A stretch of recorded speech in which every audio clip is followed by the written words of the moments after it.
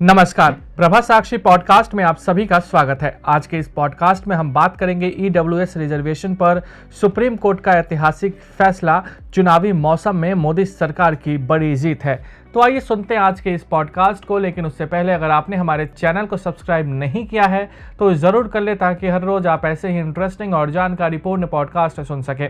Supreme court ने आज एक ऐतिहासिक फैसला करते हुए दाखिले और सरकारी नौकरियों में आर्थिक रूप से कमजोर वर्ग यानी कि ईडब्ल्यूएस के लोगों को 10% आरक्षण प्रदान करने वाले 103वें संविधान संशोधन पर अपनी मुहर लगा दी है।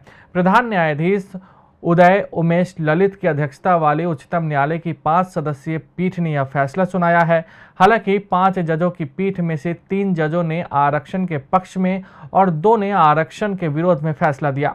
इस प्रकार 3-2 से आया यह फैसला बहुमत के आधार पर आर्थिक रूप से कमजोर वर्ग को दिए गए आरक्षण को मान्यता प्रदान करता है। उल्लेखनीय है कि प्रधान न्यायाधीश के अलावा न्यायमूर्ति एस रविंद्र भट्ट ने आरक्षण के विरोध में फैसला सुनाया, जबकि न्यायमूर्ति दिनेश माहेश्वरी ने ईडब्ल्यूएस आरक्षण संबंधी 103वें संविधान संशोधन को बरकरार रखा और कहा कि यह संविधान के बुनियादी ढांचे का उल्लंघन नहीं करता है।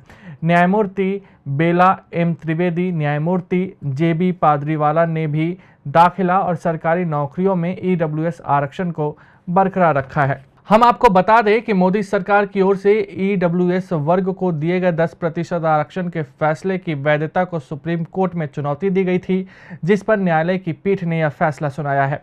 देश की शीर्ष अदालत ने तत्कालीन अटॉर्नी जनरल के वेणुगोपाल और सॉलिसिटर जनरल तुषार मेहता सहित वरिष्ठ वकीलों की दलीलें सुनने के बाद इस कानूनी सवाल पर 27 सितंबर को फैसला सुरक्षित रख लिया था कि क्या ईडब्ल्यूएस आरक्षण ने संविधान के मूल ढांचे का उल्लंघन किया है। शिक्षाविद मोहन गोपाल ने इस मामले में 13 सितंबर को पीठ के समक्ष दलीलें रखी थी और ईडब्ल्यूएस कोटा संशोधन का विरोध करते हुए इसे पिछले दरवाजे से आरक्षण की अवधारणा को नष्ट करने का प्रयास बताया था।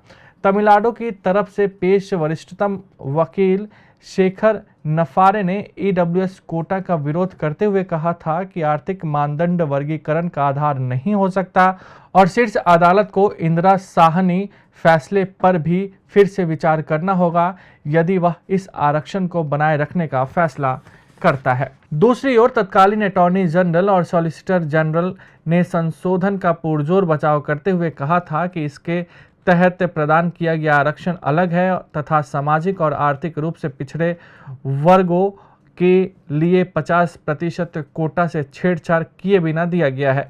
उन्होंने कहा था कि इसलिए संशोधित प्रावधान संविधान के मूल ढांचे का उल्लंघन नहीं करता है। हम आपको ये भी बता दें कि शीर्ष अदालत ने 40 याचिकाओं पर सुनवाई की।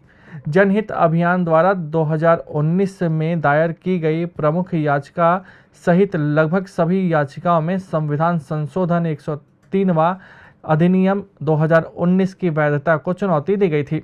गौरतलब है कि केंद्र ने 103वें संविधान संशोधन अधिनियम 2019 के माध्यम से दाखिले और सरकारी सेवाओं में आर्थिक रूप से कमजोर वर्गों के लिए आरक्षण का प्रावधान किया है। इस बीच सुप्रीम कोर्ट की ओर से आए फैसले को मोदी सरकार की जीत के रूप में देखा जा रहा है। ऐसे में जबकि 2 राज्यों में विधानसभा चुनाव की प्रक्रिया चल रही है, तब भाजपा इस फैसले का चुनावी लाभ लेने का प्रयास भी कर सकती है। आज के लिए इतना ही। अगले पॉडकास्ट में किसी और मुद्दे पर देंगे विस्तृत जानकारी। जुड़े रहिए प्रभा साक्षी के साथ।